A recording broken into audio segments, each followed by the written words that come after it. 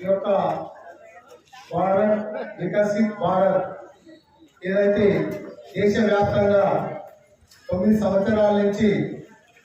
నరేంద్ర మోడీ గారి పరిపాలన ఏ విధంగా అభివృద్ధి చేసింది, అభివృద్ధి చేయబోతుంది, దాని గురించి ఈరోజు మన భారతదేశం మొత్తము ప్రతి గ్రామంలో ఏదైతే భారతదేశ సెంట్రల్ గవర్నమెంట్ కేంద్ర పథకాలు ఉన్నాయో ప్రజలకు అందుతున్నాయా లేదా, ప్రజలకు ఏ విధంగా అందుతున్నాయి, ఎంతమంది బెనిఫిషియర్స్ ఇంకా ఎంతమందికి అవసరం ఉంది అనే దానిపై భారతదేశం 2047లో